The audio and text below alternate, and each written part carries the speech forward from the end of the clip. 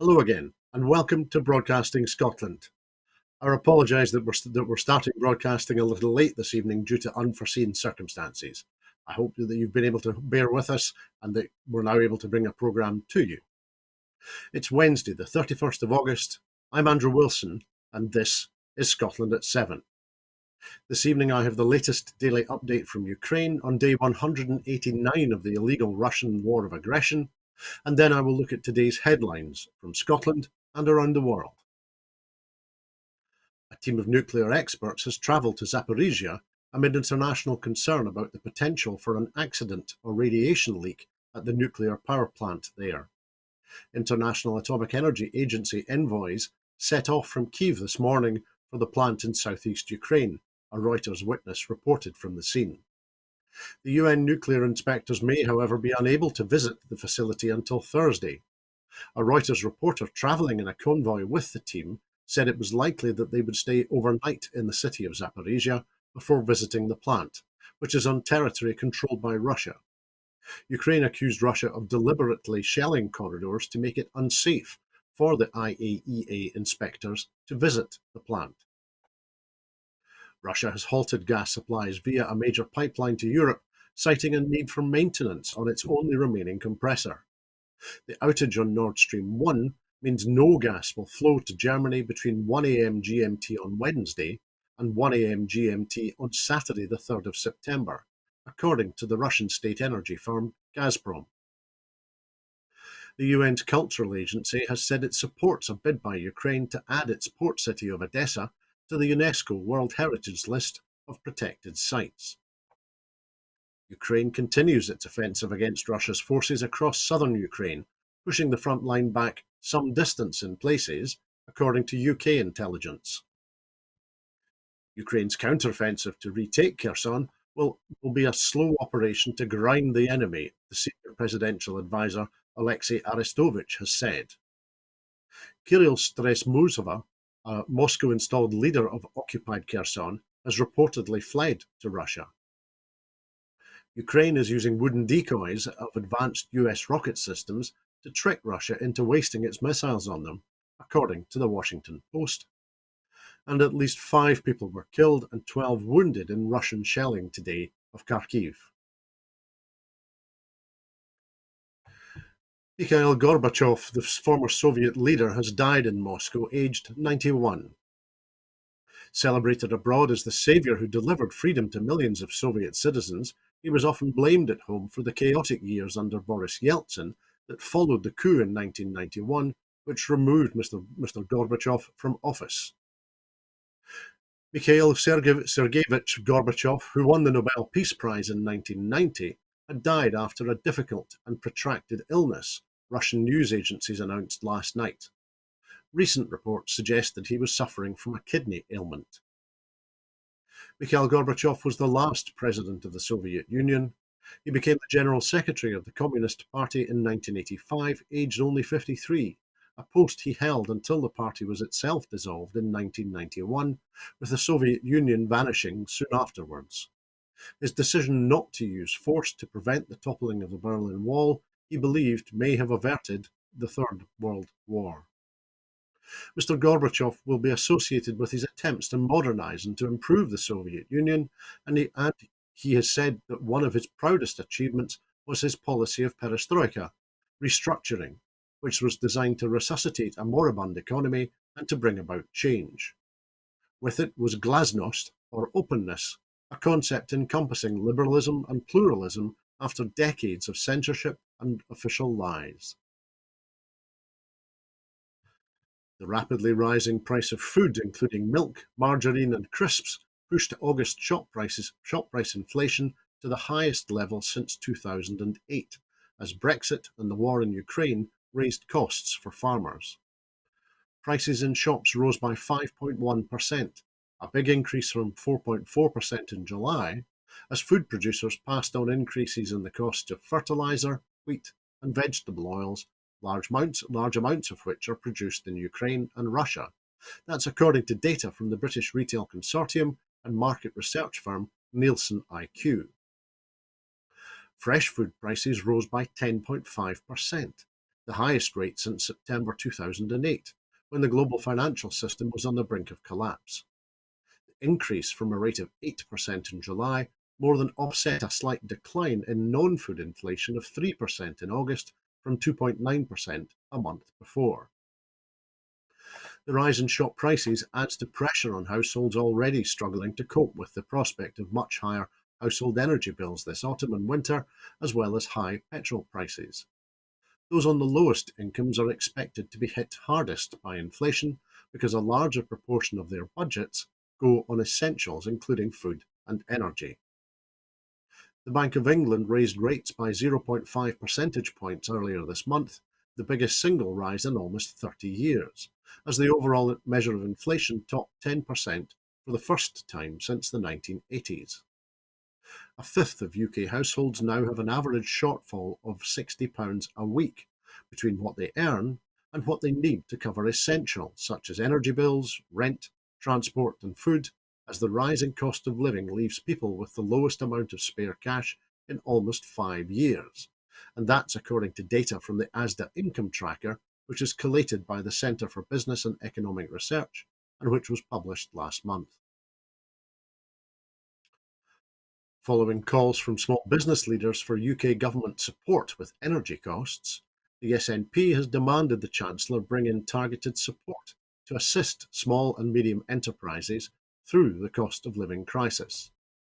The party's small business spokesperson, Douglas Chapman MP, has praised the resilience of SMEs, but warned that without financial support from the Westminster government, they could be crippled under increasing energy costs and lack of trade induced by rising pressures on household incomes. Mr Chapman has called on the Chancellor to bring in an energy price cap for SMEs, to reintroduce the 12.5% rate of VAT for leisure and hospitality businesses, and to roll out a further, broader windfall tax. Commenting, Douglas Chapman MP said, "The resilience small and medium enterprises have displayed so far throughout the pandemic and until now has been remarkable, and support for both the Scottish and UK governments have played a key role in keeping them going.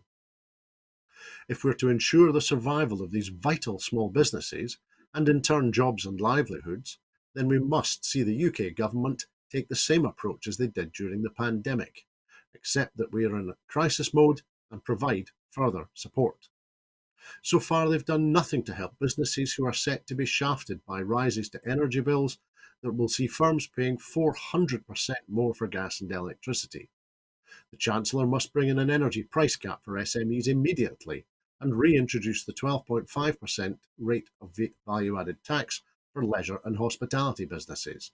The powers to do so are reserved to Westminster.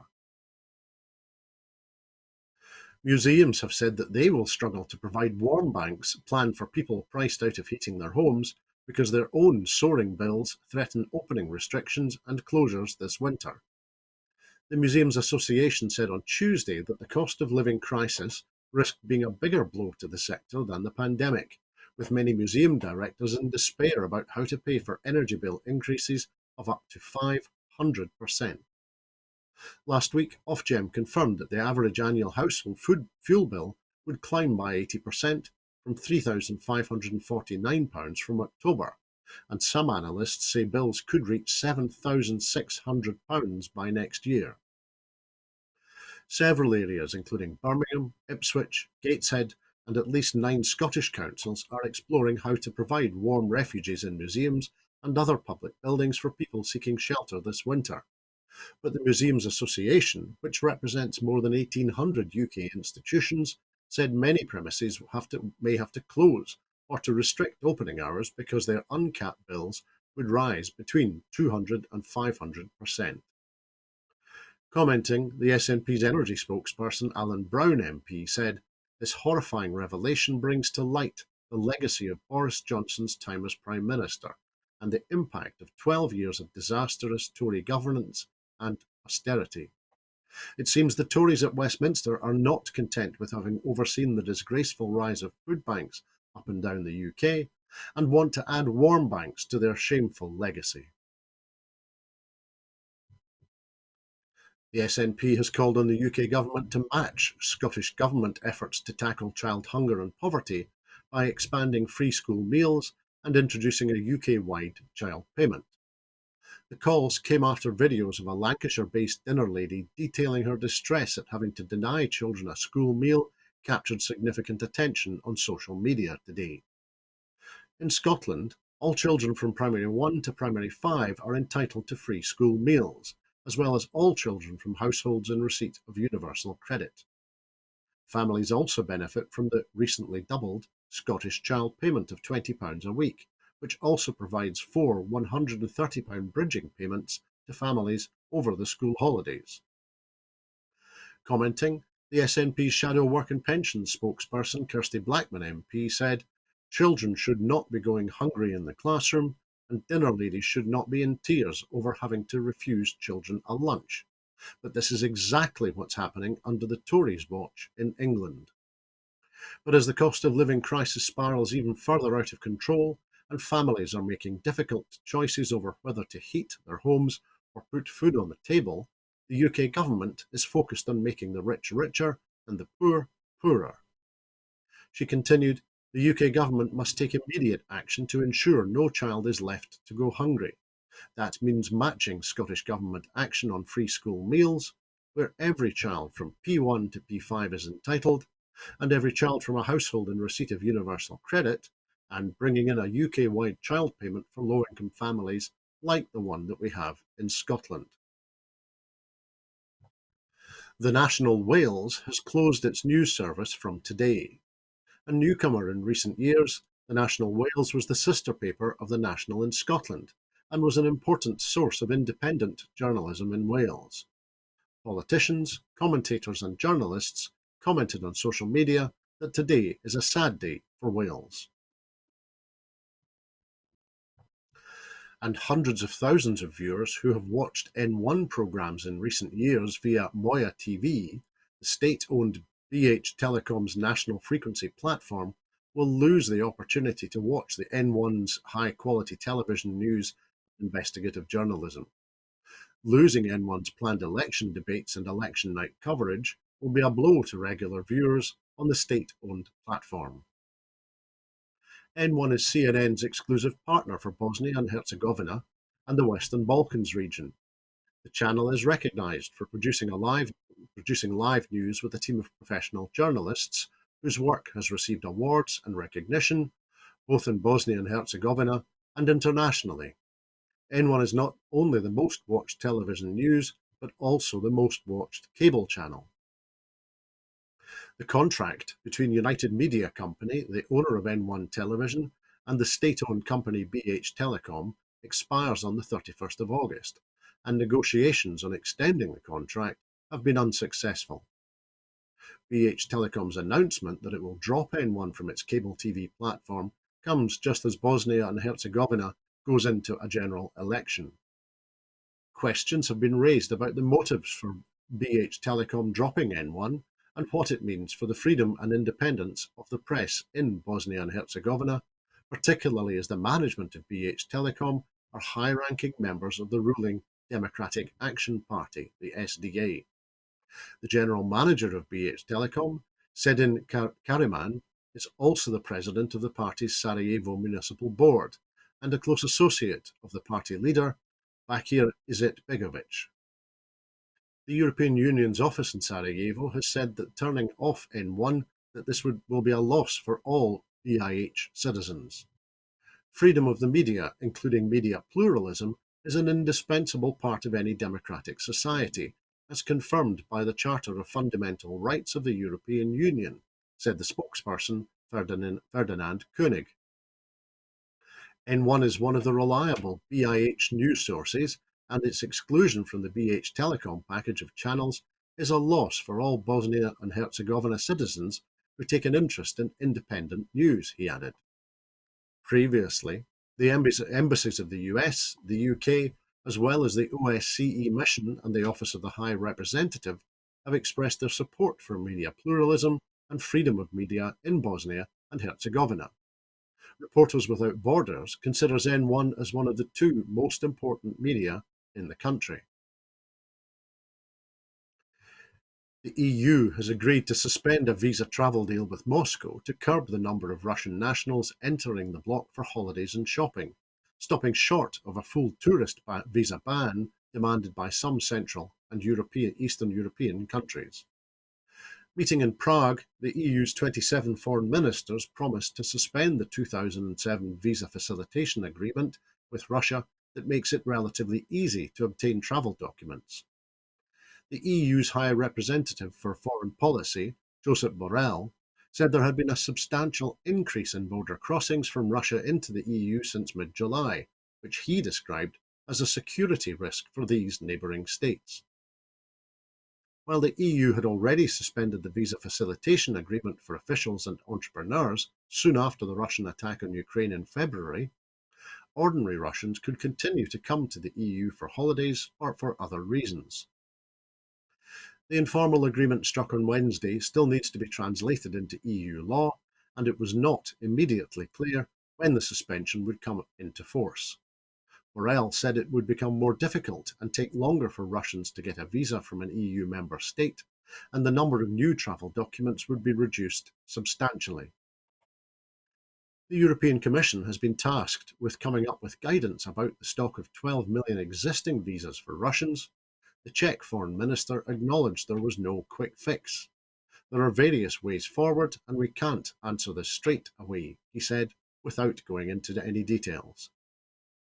The common policy will mean that EU member states can continue to issue visas to Russians after France and Germany a blanket ban. Some Eastern EU states had said that they would look at a regional visa ban if there was no EU-wide agreement. Shamima Begum was smuggled into Syria for Islamic State by a Canadian spy whose role was covered up by the security services, it has been claimed. Ottawa is accused of withholding information about her whereabouts while the Metropolitan Police scrambled an international search for her.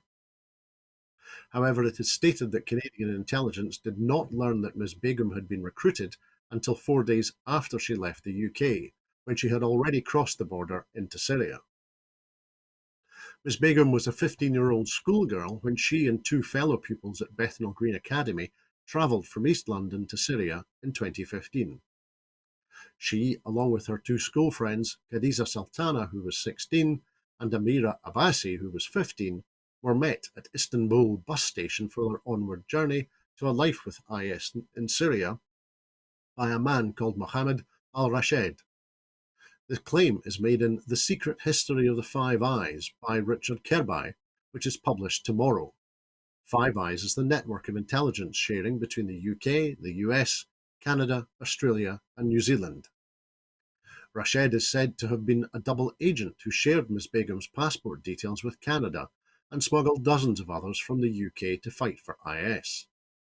The Begum's family lawyer argues that the teenager was trafficked out of the country. The suggestion that a Western intelligence asset may have been involved, including organising bus tickets for the schoolgirls, will reignite the debate over the removal of her UK citizenship. The Metropolitan Police are said to have been informed about the role of a Canadian double agent in smuggling the girls out of the UK. Last year, the Supreme Court upheld a 2019 decision to bar the now 23-year-old from returning to the UK. Ms. Begum now lives in a detention camp in northern Syria, having given birth to 3 children, all of whom died young. There was no suggestion in the Supreme Court judgment that the UK authorities knew the circumstances of her smuggling into Syria. Shamima Begum is due to make a fresh case at the Special Immigration Appeals Commission in November this year. And a new online platform and youth network has been launched to help young people from all of the Scottish Islands share their voices, views, and experiences. The Young Islanders Network will enable children and young people to help shape the delivery of the National Islands Plan, ensuring that their interests and priorities are properly considered. The idea was developed in response to contributions from children, young people, and their families through the 2019 National Islands Plan consultation, which highlighted the ambitions of young islanders and the challenges that they face. The Scottish Government has partnered with Youth Scotland to support and deliver the network targeting engagement from young people with primary school age through to secondary school and into young adulthood. Visiting Orkney for the launch event, the island's Secretary Barry Gudgeon said, "We loved this idea of grassroots youth representation from our island communities, which is why we made a key commitment in our National Islands Plan to develop the Young Islanders Network. Today marks a really important milestone in terms of the Scottish Government's work against this commitment, and I would like to congratulate everyone involved and thank them for their hard work. It also gives me immense pleasure to invite representation from the Young Islanders Network to join the delivery group looking into the implementation of our plan for the islands, ensuring that it fully considers their interests and priorities now and in the future." And that is all that we have for you this evening.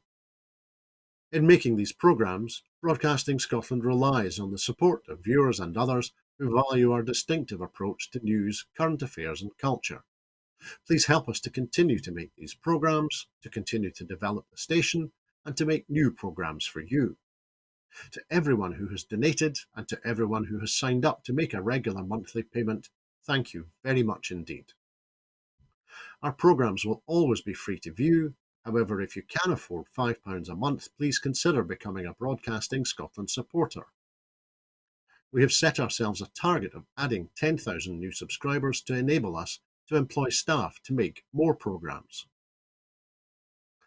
There are other ways in which you can contribute to our work.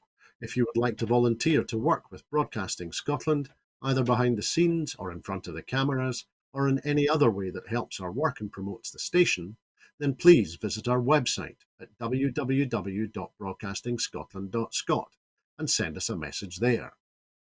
You can find us on Twitter at BroadcastScot. Please like and retweet us there. And you can also find us on Facebook by searching for Broadcasting Scotland. When you're watching us on YouTube, it would be great if you would like and subscribe to Broadcasting Scotland on that platform. Meantime, we will be here again tomorrow with the next edition of Scotland at 7, so please tune in and join us again then. And that's the way it is at very nearly Scotland at 8:12. I'd like to thank everyone who has been watching this evening, and I hope that you have a very peaceful evening. Bye-bye.